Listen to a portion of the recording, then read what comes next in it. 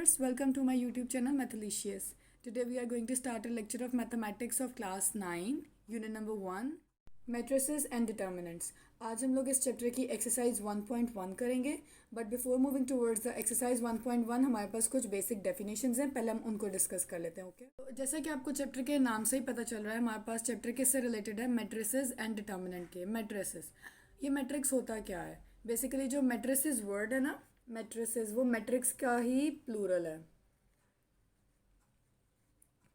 ठीक है, अब मैट्रिसेस की डेफिनेशन देख लेते हैं हम लोग. अ रेक्टेंगुलर अरे और a formation of a collection of real numbers से 0 1 2 3 4 एंड 7, यानी हमने कोई से भी नंबर्स लिए हैं ये, और उनको हम इस तरह से लिखेंगे रेक्टेंगुलर फॉर्म में, और उसके बाद हम उन्हें ब्रैकेट्स में इनक्लोज कर रहे हैं, यानी ब्रैकेट्स लगा रहे हैं उनके राउंड.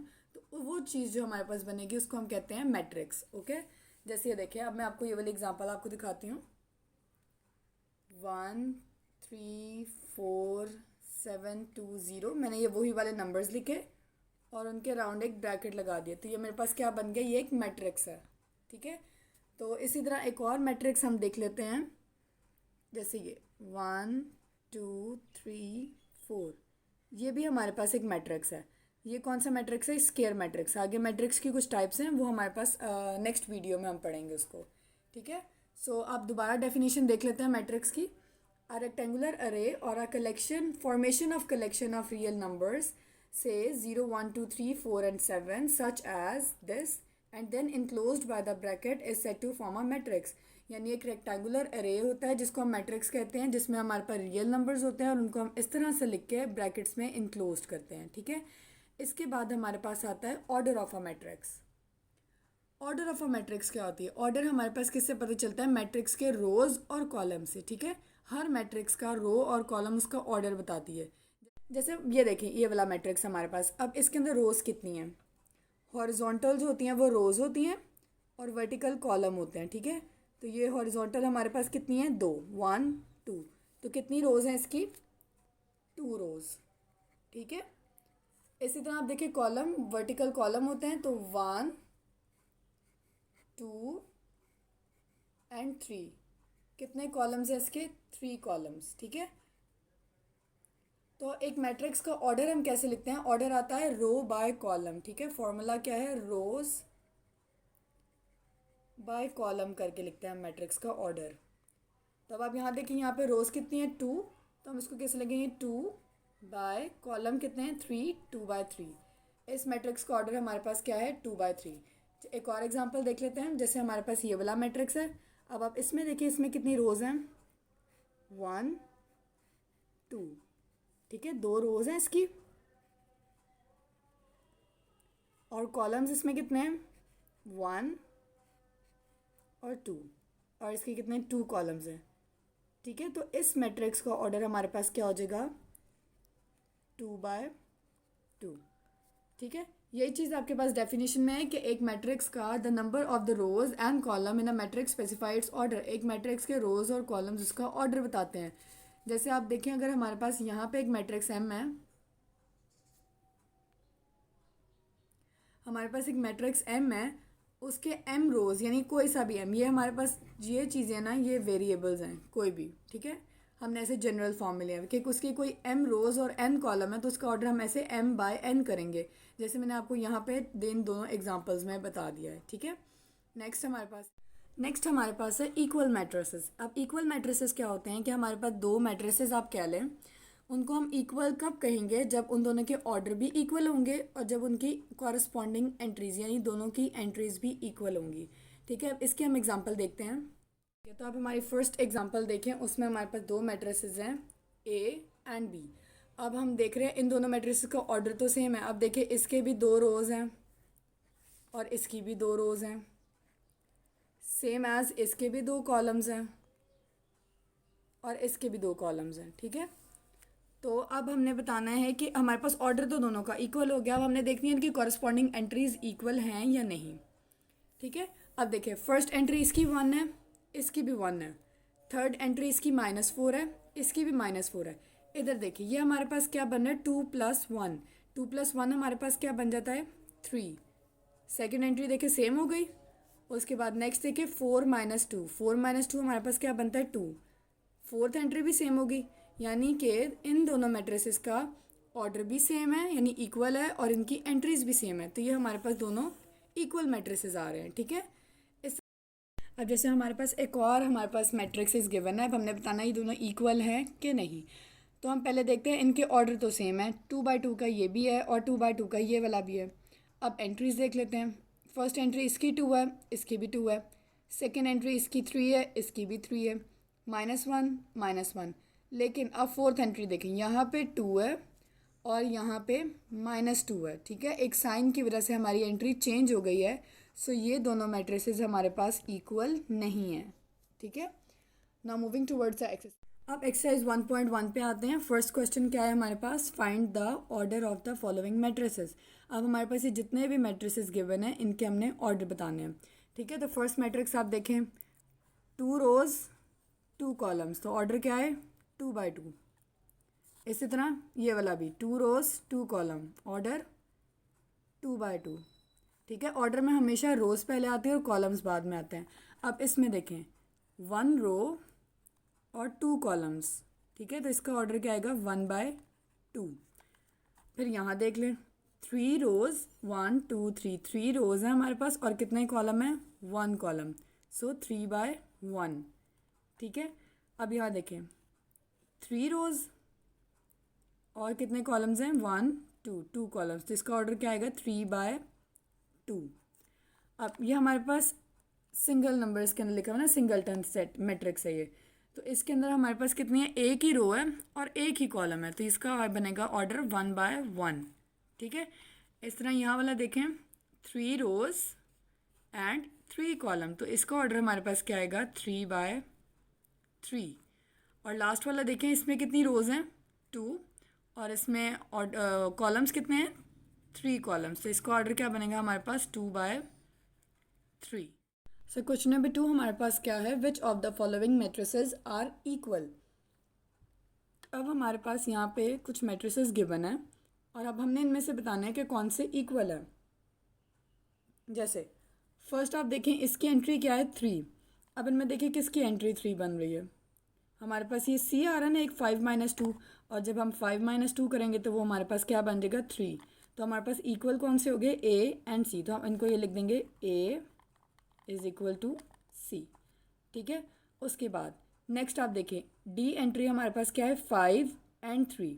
ठीक है, अच्छा ये हमारे पास है 5 और 3, इसके जैसा आपको यहाँ पे कौन सा नज़र आ रहा है, ये तो हमारे पास 3 5 है, दोनों ऑपोजिट हैं, तो अभी तक हमारे पास डी का कोई भी नहीं मिल रहा है। ठीक है, तो हम नेक्स्ट देख लेते हैं, बी पे आ जाते हैं। 3 एंड 5 है इसकी एंट्री, तो आप देखें इनमें 3 और 5, पहली एंट्री किसकी 3 है, इस वाले की 3 है। ठीक है, हमें एंट्रीज़ के साथ उसका ऑर्डर भी देखना है, ये आपने याद रखना है। ठीक है, इसकी फर्स्ट एंट्री हमारे पास 3 है और जब 3 + 2 करेंगे तो वो हमारे पास क्या बन जाता है 5, यानी कि हमारे पास 2 मैट्रिसेस और मिल गए हैं बी एंड आई, ये दोनों हमारे पास क्या हो गए equal, B is equals to I. अब ये जो हमारे पास डी मैट्रिक्स है ना, इसके जैसा यानी इसके इक्वल हमें और कोई मैट्रिक्स नज़र नहीं आ रहा है। ओके, तो इसका मतलब हम लोग इसको स्किप कर देते हैं। उसके बाद आप देखिए हमारे पास नेक्स्ट है ई 4 6 0 2, 2/2 का मैट्रिक्स है और इसकी एंट्रीज बिल्कुल इसके नीचे वाले मैट्रिक्स के इक्वल है, यानी ई इज़ इक्वल्स टू एच। ठीक हो गया, एक हमें ये मिल गया ई इज़ इक्वल्स एच। अब देखा जाए तो यहाँ पे जो जे है इसकी भी एंट्री अगर हम सॉल्व करते हैं तो देखें फर्स्ट एंट्री 2 + 2 किया आया 4, नेक्स्ट देखें 4 + 2 6, 2 - 2 0 और नीचे वाली 2 + 0 आ गई हमारे पास 2। अब अगर देखें हम तो ये जो जे की एंट्रीज है ये ई और एच के इक्वल आ रही हैं, सो हम क्या कहेंगे E is equals J, H is equals J. ठीक है, यानी ये तीनों हमारे पास इक्वल हो गए हैं। ओके, अब इसके बाद हमारे पास कौन सा रह गया है जी वाला। जी की एंट्री देखें, हम इसको सॉल्व करते हैं। 3 - 1 हमारे पास क्या आता है 2, 3 + 3 हमारे पास क्या आ रहा है 6, और जी की एंट्री किसके इक्वल है एफ़ के इक्वल, सो हम लिखेंगे एफ़ इज़ इक्वल्स टू जी। एक बात आपने ज़रूर ये ध्यान में रखनी है कि मैट्रिक्स में नंबर में जब प्लस माइनस आता है तो वो सिंगल एंट्री होती है। ठीक है, ये हमारे पास 2 एंट्रीज़ नहीं है, ये हमारे पास एक ही एंट्री है। जब इस तरह से सेपरेट होंगे फिर ही हमारे पास 2 एंट्रीज़ होती हैं। Okay, so now moving towards question number 3. So question number 3 हमारे पास क्या है, find the values of A B C and D which satisfies the matrix equation. अब हमारे पास दो मैट्रिसेस कोई गिवन है और उनको हमने इक्वल किया हुआ है. इसमें जो हमारे पास ये ए बी सी डी जो हैं ये हमारे पास वेरिएबल्स हैं. अब हमने इन वेरिएबल्स की वैल्यू निकालनी है. तो इक्वल मैट्रिक्स का आपको पता है कि उनकी कॉरस्पॉन्डिंग एंट्रीज इक्वल होती हैं. ठीक है, तो अब हम देखते हैं कॉरस्पॉन्डिंग एंट्रीज, यानी ए प्लस सी किसके इक्वल आएगा, ज़ीरो के equal. So A plus C is equals to zero. ठीक है, ये हमारे पास बन गई इक्वेशन नंबर 1. नेक्स्ट आप देखें ए प्लस टू बी किसके इक्वल आएगा, -7 के. ठीक है, second entry is equals to second entry of the other matrix. ठीक हो गया. उसके बाद नेक्स्ट आप देखिए वो हमारे पास क्या बन रही है, c -1 इज इक्वल्स 3. ये हमारे पास थर्ड इक्वेशन आ गई. और 4d - 6 ये हमारे पास फोर्थ इक्वेशन आ गई इज इक्वल्स टू 2d. अब हम देखें तो हमारे पास सबसे इजी जो सॉल्व करने वाली है इनमें देखें तो वो हमारे पास एक डी वाली है और एक ये वाली, मतलब इक्वेशन 3 और इक्वेशन 4 है. पहले हम इक्वेशन नंबर 3 को सॉल्व करते हैं. फ्रॉम इक्वेशन 3 लिखा, हमने इक्वेशन लिखी c -1. अब देखिए 1 इधर माइनस हो रहा है, जब इक्वल के दूसरी तरफ जाएगा तो आपको पता है कि साइन ऑपोजिट हो जाता है, यानी इधर माइनस हो रहा है तो उधर जाके क्या हो जाएगा, प्लस. तो c की क्या वैल्यू आ रही है, 3 + 1 इज़ 4. ठीक है, c हमारे पास क्या आ गया, 4. अब हम लिखते हैं इसको ले लेते हैं इक्वेशन नंबर 5. ठीक हो गया. अब हम लिखते हैं फ्रॉम इक्वेशन 1. इक्वेशन 1 में क्यों ले रही हूँ, क्योंकि उसके अंदर एक एंट्री हमारे पास c है और हमने यहाँ पे c की वैल्यू निकाल ली, इसलिए अब हम इक्वेशन 1 में a की वैल्यू भी निकाल सकते हैं. ओके, तो हम लिखेंगे फ्रॉम इक्वेशन 1. पहले इक्वेशन लिखते हैं सेम एज इट इज़. उसके बाद यहाँ पे लिखेंगे putting the value of c.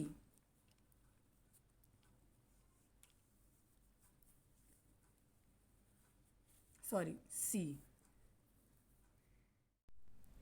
सो अब हम क्या कर रहे हैं, उस इक्वेशन में हम लोग c की वैल्यू पुट कर रहे हैं. c हमारे पास क्या आया था, 4. सो a + 4 आ जाएगा यहाँ पे इज इक्वल्स टू 0. अब हमें तो a की वैल्यू चाहिए, तो अब हम क्या करेंगे, ये 4 इधर प्लस हो रहा है उधर जाके हो जाएगा -0 -4. तो a की वैल्यू आपके पास आ गई हमारे पास -4. अब आप देखें तो हमारे पास दो वेरिएबल्स की वैल्यू आ गई, एक c और एक a. ठीक है, अब नेक्स्ट हम देखते हैं इक्वेशन.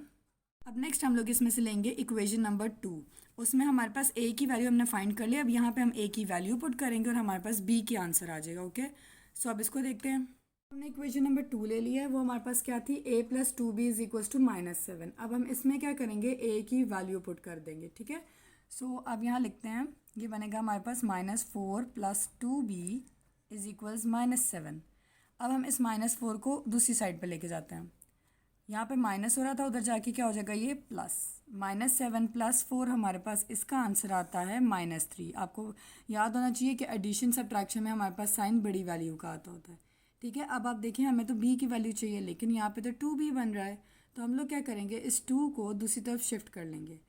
एक और चीज़ देखिए कि 2 यहाँ पे b के साथ मल्टीप्लाई हो रहा है, तो इसका मतलब है जब ये इक्वल्स की उस तरफ जाएगा तो ये हमारे पास हो जाएगा डिवाइड. ठीक है, अब यहाँ पे हमारे पास आ गई b की भी वैल्यू, दैट इज़ -3/2. ठीक है, अब हमारे पास सिर्फ एक इक्वेशन रहेगी और वो है इक्वेशन नंबर 4. वो क्या है, सो अब हमारे पास इक्वेशन नंबर 4 है, हमारे पास क्या है, 4d - 6 is equals to 2d. अब हमें ना इसमें डी यानी कि सेम वाली टर्म्स एक साइड पे करनी है. अब d वेरिएबल है हमारे पास, तो हम लोग क्या करते हैं, 2d को इधर शिफ्ट कर लेते हैं. ठीक है, 4d हमारे पास क्या बनेगा, 2d इधर पॉजिटिव है, यहाँ आके हो जाएगा minus. 4d - 2d - 6 is equals to 0. ज़ाहिर है यहाँ से हमने जब ये मूव कर लिया तो पीछे 0 रह जाता है. ठीक है, उसके बाद 4d - 2d क्या आ गया हमारे पास, 2d. तो 2d - 6 इज इक्वल 0. अब हम क्या करते हैं, 6 को दूसरी तरफ शिफ्ट कर लेते हैं. वो क्या आएगा, 2d इज इक्वल्स टू 0 + 6, यानी कि 2d इज इक्वल्स टू 6.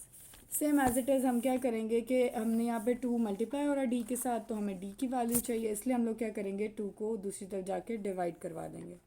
सो हमारे पास 6 / 2 हमारे पास क्या आता है, 3. तो हमारे पास आंसर क्या आ गया, डी का 3. ठीक है, तो अब हमारे पास हमारे फोर जो वेरिएबल्स हैं उन सब की वैल्यूज़ आ गई हैं।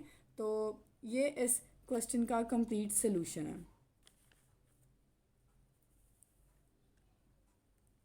ठीक है, ये इस क्वेश्चन का कंप्लीट सोल्यूशन है। So this was for today's video.